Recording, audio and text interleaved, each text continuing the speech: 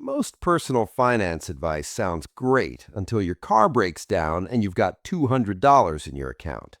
The tips that actually matter aren't the ones about cutting lattes. They're the ones that protect you when life gets expensive. Look, with rent eating half your paycheck and everything from groceries to gas costing more than it did 2 years ago, you don't have room for financial mistakes. The problem is, nobody teaches you the stuff that actually keeps you afloat. Not in school, not at your first job, nowhere. By the end of this video, you'll have 15 specific moves you can make right now that'll either save you money, protect you from getting screwed over, or both.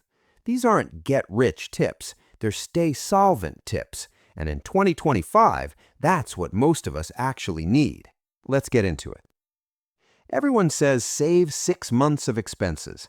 That's great if you're already comfortable, but if you're living paycheck to paycheck, that goal is so far away it's useless. Start with $500. That's one surprise bill covered, one flat tire, one urgent care visit. Build from there, but get that first $500 in an account you don't touch. It changes everything. If your savings are sitting in a regular bank account earning 0.01% interest, you're losing to inflation every single day. High-yield savings accounts offered by online banks like Ally, Marcus, or Discover pay around 4 to 5% right now. It's the same safety as a regular savings account, but your money actually grows. It takes 10 minutes to open one. Here's what they don't tell you. Paying off your credit card in full is good, but paying it off before the statement closes is even better for your score. Your credit utilization, the percentage of your credit limit you're using, gets reported when your statement generates. If you pay it down to zero before that happens, it looks like you barely use credit at all. That's what boosts your score. You do not need to pay interest to build credit. The idea that carrying a balance helps your score is a lie that credit card companies love. Pay your full statement balance every month. You build the same credit history without throwing away money on interest. Rent, minimum credit card payments, student loans, savings transfers, automate them. Not because you're irresponsible, but because life gets chaotic. One missed payment can drop your credit score 100 points and cost you a $35 late fee. Automation removes that risk completely. If you want to buy something that's not a necessity, wait 24 hours. Not because you're bad with money, but because impulse purchases add up fast. A $60 jacket here, a $40 dinner there. It doesn't feel like much until your account's empty 3 days before payday. If you still want it tomorrow, fine, but most of the time, you won't. If your employer matches your 401k contributions and you're not putting in enough to get the full match, you're leaving free money on the table. That match is an instant 50% or 100% return, depending on your plan. You will never beat that in the stock market, ever. Even if you're drowning in debt, get the match first. If you get hit with a big medical bill, call the billing department. Ask if they have a financial assistance program. Ask if they can lower the bill. Ask if you can set up a payment plan with zero interest.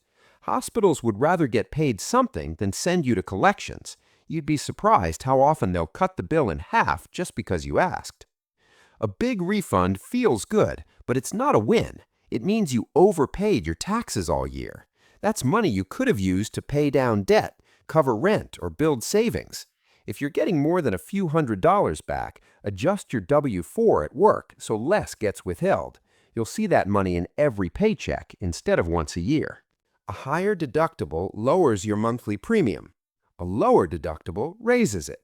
If you're healthy and don't go to the doctor much, a high deductible plan paired with an HSA, a health savings account, can save you thousands. But if you have ongoing medical needs, a low deductible might be worth the higher monthly cost. Run the numbers for your situation. Streaming services, gym memberships, app subscriptions, they count on you not noticing. Go through your bank statement right now and cancel anything you're not actively using.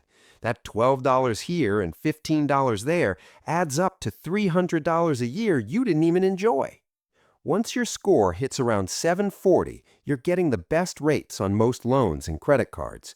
Chasing a perfect 850 doesn't get you anything extra.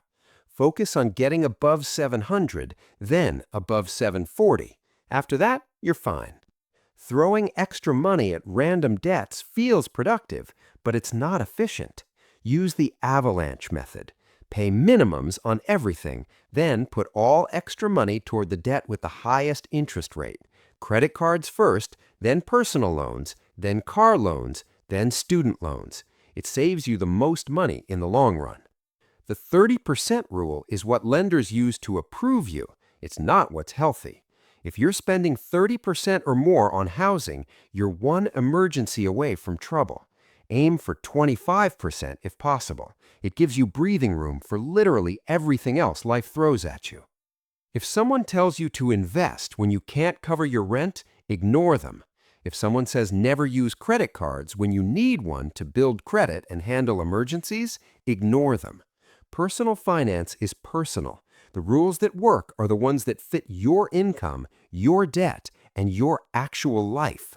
Don't let anyone shame you for doing what you need to do to survive. These 15 tips aren't magic. They won't make you rich overnight, but they will keep you from getting buried by mistakes that cost you money you don't have. And right now, when everything costs more and nothing pays enough, avoiding those mistakes is half the battle. Real security comes from understanding the rules, even when they're stacked against you. If this helped, hit subscribe. We break down money stuff that actually matters, no hype. Drop a comment if there's a topic you want us to cover. I'll see you in the next one.